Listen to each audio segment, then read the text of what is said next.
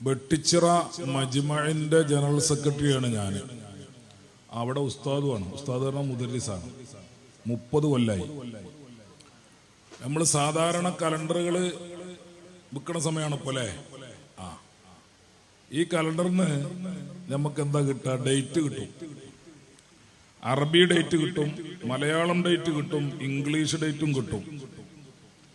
പിന്നെ ചില കലണ്ടറുകളിൽ, ചില എന്നല്ല, നമ്മളൊക്കെ അടിക്കുന്ന കലണ്ടറുകളിൽ പ്രത്യേകിച്ചും ഇപ്പോൾ പൊതു കലണ്ടറുകളിൽ പൊതുവെയും കാണാം റബീഉൽ അവ്വൽ 12ന്റെ ഡേറ്റിന്റെ അന്ന് നബിദിനം എന്ന് കാണാം. അല്ലെ, ഒരു ഉദാഹരണം പറയാം, നബിദിനം.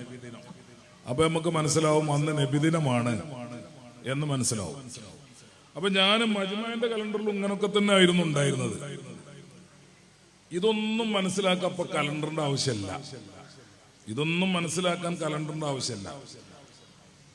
അപ്പൊ ഈ കലണ്ടറിനെ നമുക്ക് എങ്ങനെ ഒരു വിജ്ഞാന വിഭവമാക്കാം എന്നതിനെ കുറിച്ചൊന്നും ഇങ്ങനെ ആലോചിച്ച് നോക്കി. ഇക്കൊല്ലം കലണ്ടർ ഇറക്കണതിന് മുമ്പ് ഇതിങ്ങനെ ഒരു സാധാരണ കലണ്ടർ, അതൊക്കെ ഡേറ്റ് ഫോണില് നേരെ നോക്കിയാൽ കാണും, ദിവസം കാണും, ഇതെല്ലാം ഇപ്പൊ ഫോണിൽ കാണും. പിന്നെ ഈ കലണ്ടർ എന്തിനാണെന്ന് ഇങ്ങനെ ആലോചിച്ചപ്പോ ഒരു പിടുത്തം കിട്ടണില്ല. അപ്പൊ ഞാനിങ്ങനെ ആലോചിച്ചു, ഈ കലണ്ടറിനെ നമുക്ക് എങ്ങനെ ഒരു പ്രബോധന സംരംഭമാക്കി മാറ്റാൻ പറ്റും എന്നിങ്ങനെ ആലോചിച്ച് ഒരു പുതിയ കലണ്ടർ ഇറക്കി. ആ കലണ്ടറിന്റെ പ്രത്യേകത എന്താന്ന് ചോദിച്ചാൽ, ആ കലണ്ടർ നമ്മോട് സംസാരിച്ചു കൊണ്ടിരിക്കും. എങ്ങനെ സംസാരിക്കുക? ഇപ്പോ നബിദിനം, റബീഉൽ അവ്വൽ 12 നബിദിനം എന്ന് നിങ്ങൾ കലണ്ടറിൽ കണ്ടാൽ, ആ റബീഉൽ അവ്വൽ 12 എന്ന അക്കത്തിന്റെ നേരെയുള്ള ഒരു QR കോഡ് അങ്ങോട്ട് സ്കാൻ ചെയ്താൽ നബിദിനം റബീഉൽ അവ്വൽ 12 എന്ന് മാത്രമല്ല കിട്ടുക. എന്തിനാ നമ്മൾ നബിദിനം ആഘോഷിക്കുന്നത്? എന്താണ് അതിന്റെ തെളിവ്? അതിനെതിരെ പറയുന്നവർ എന്താണ് പറഞ്ഞുകൊണ്ടിരിക്കുന്നത്? റസൂലുള്ളാഹിന്റെ മഹത്വം എന്താണ്? ഇതെല്ലാം ഉൾക്കൊള്ളുന്ന ഒരു 5 മിനിറ്റ് പ്രഭാഷണം കിട്ടും. ഒരു 5 മിനിറ്റ് പ്രഭാഷണം.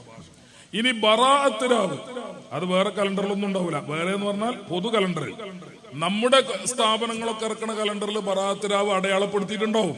പക്ഷെ എന്തേ ഉണ്ടാവുള്ളൂ? ബറാഅത്ത് ദിനം എന്നുണ്ടാവും. എന്നാൽ ഇപ്പൊ ഇറങ്ങിയ ഈ പുതിയ കലണ്ടർ, ആ ബറാഅത്ത് ദിനത്തിന്റെ അവിടങ്ങൾ ഫോൺ കൊണ്ടൊന്ന് സ്കാൻ ചെയ്താൽ എന്താണ് ബറാഅത്ത് ദിനം, ബറാഅത്ത് ദിനത്തിലെ നോമ്പിന്റെ സുന്നത്ത് എന്താണ്, അതിന്റെ തെളിവെന്താണ്, അതിന്റെ മഹത്വം എന്താണ് എന്നെല്ലാം പറയുന്ന ഒരു 5 മിനിറ്റ് അല്ലെങ്കിൽ 3 മിനിറ്റിന്റെ ഒരു ക്ലാസ് നിങ്ങൾക്ക് കിട്ടും.